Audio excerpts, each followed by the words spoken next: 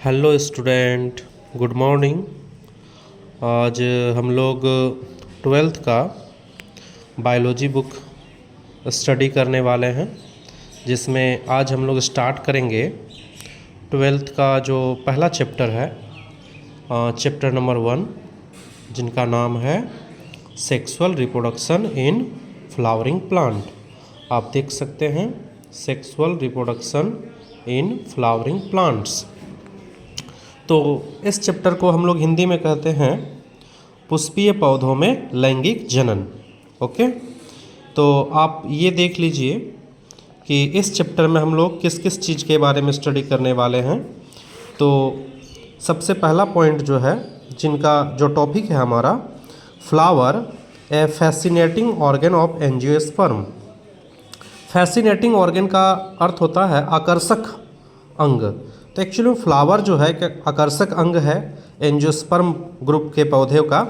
तो हम लोग फ्लावर के बारे में स्टडी करेंगे कि फ्लावर के कितने पार्ट्स होते हैं, कौन कौन से पार्ट्स होते हैं, उनके क्या क्या नाम है। उसके बाद जो नेक्स्ट टॉपिक हम लोग स्टडी करेंगे, जिसका नाम है pre fertilisation. Pre fertilisation event में हम लोग पढ़ेंगे कि प्री फर्टिलाइजेशन में कौन कौन से इवेंट होते हैं, और उस इवेंट में जो भी होने वाले स्ट्रक्चर्स है, उन स्ट्रक्चर्स को हम लोग जानेंगे। उसके बाद है डबल फर्टिलाइजेशन। डबल फर्टिलाइजेशन को स्टडी करेंगे हम लोग। फिर है पोस्ट फर्टिलाइजेशन। पोस्ट फर्टिलाइजेशन में कैसे एम्ब्रियो का फॉर्मेशन होता है, एंडोस्पर्म, फिर कैसे भ्रूणपोष किस प्रकार से हेल्प करते हैं एम्ब्रियो को, वो सारे स्ट्रक्चर्स को हम लोग जानेंगे। और लास्ट में एपोमिक्सिस एंड पॉली के बारे में हम लोग स्टडी करेंगे। तो आप देख सकते हैं कि ये 5 टॉपिक है, मेन मेजर टॉपिक्स। इन सभी टॉपिक्स के बारे में ही हम लोग चर्चा करने वाले हैं। तो हम लोग सबसे पहले ये स्टडी करेंगे कि एनसीईआरटी का जो लाइन टू लाइन है, उसके अर्थ को समझने का प्रयास करेंगे।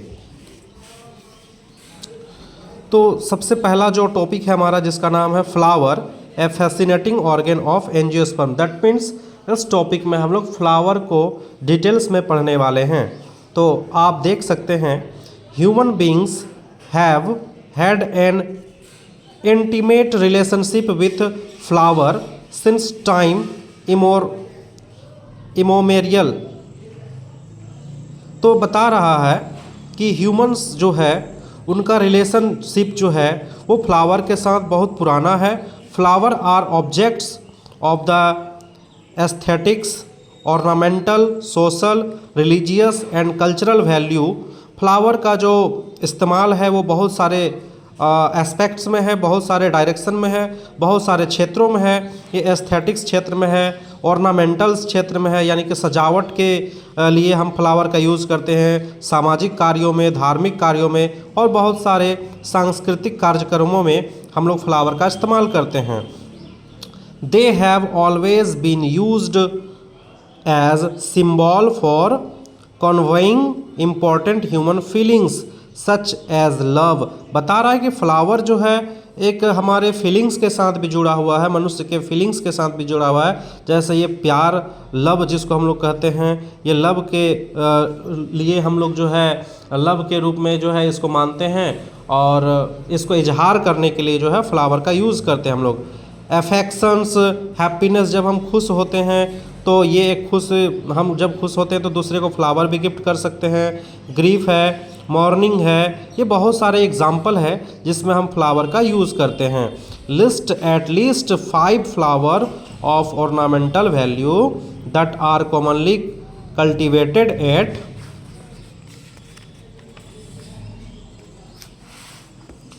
Home and gardens.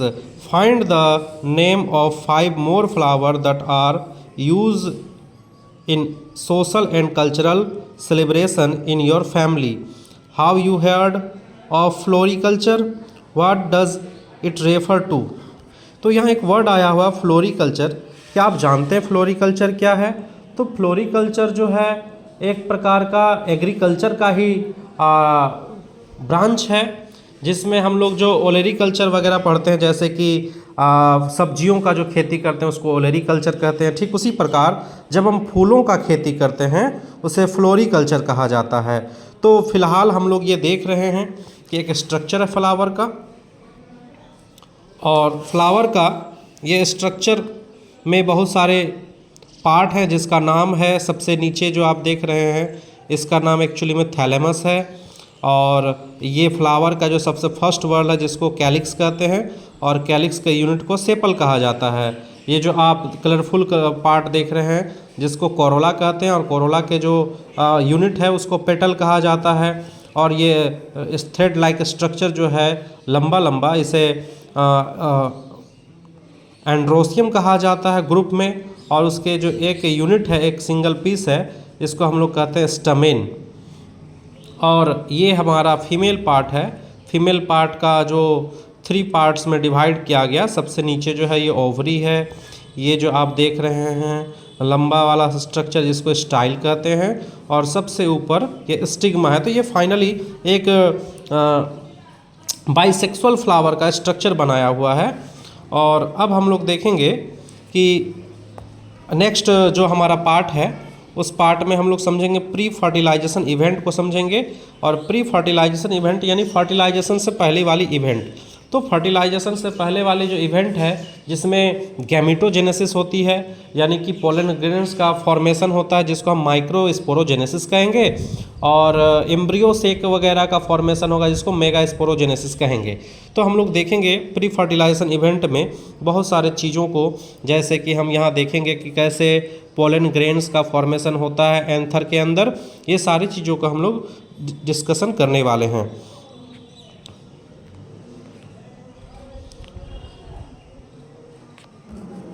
Much before the actual flower is seen on a plants, the decision that the plants is going to flower has taken place. Several hormonal and structural change are initiate which lead to the differentiation and further development of the floral primordium. तो बता रहा है कि flower के अंदर बहुत सारे change होती है, बहुत सारे समय के अनुसार इसमें परिवर्तन हो रहा है। और inflorescence are formed which bear the floral buds. तो सबसे पहले फ्लोरल बर्ड्स का फॉर्मेशन हो रहा है। इनफ्लोरेसेंस क्या होते हैं? Arrangement of flower on the flower axis is called inflorescence. तो इनफ्लोरेसेंस में फ्लावर का जो फॉर्मेशन हो रहा है सबसे पहले फ्लोरल बर्ड्स के फॉर्म में हो रहा है, एंड देन द फ्लावर, और वही फ्लोरल बर्ड्स जो है वो फाइनली फ्लावर बनते हैं। In the flower the male and female reproductive structure. Flower में मेल और फीमेल रिप्रोडक्टिव स्ट्रक्चर होते हैं, और मेल रिप्रोडक्टिव स्ट्रक्चर को एंड्रोसियम कहा जाता है और फीमेल रिप्रोडक्टिव स्ट्रक्चर को गाइनेसियम कहा जाता है। डिफ्रेंशिएट एंड डेवलप, वो दोनों एक दूसरे से अलग होते हैं और वो डेवलप होते हैं। You would recollect that the androecium consist of whorl of stamen. बता रहा एंड्रोसियम क्या है? ये बहुत सारे जो है स्टमेन का वर्ल्ड है representing the male reproductive organ, और एंड्रोसियम को जो है हम लोग वो मेल रिप्रोडक्टिव ऑर्गन कहा जाता है, एंड गाइनेसियम को जो है हम लोग फीमेल रिप्रोडक्टिव ऑर्गन कहते हैं। तो आप समझ चुके हैं कि फ्लावर में जो रिप्रोडक्टिव ऑर्गन है वो 2 टाइप्स के हैं, एक मेल रिप्रोडक्टिव ऑर्गन है और एक फीमेल रिप्रोडक्टिव ऑर्गन है। तो अब यहाँ देखेंगे हम लोग कि फ्लावर का जो मेल रिप्रोडक्टिव ऑर्गन है ये कुछ इस प्रकार से है। ये मेल रिप्रोडक्टिव ऑर्गन है जिसका यूनिट को हम स्टमन कहते हैं। तो स्टमेन के बारे में हम लोग नेक्स्ट वीडियो में देखेंगे कि स्टमेन जो है वो किस प्रकार होते हैं, उसके अंदर कैसे पोलन ग्रेन्स का फॉर्मेशन होता है।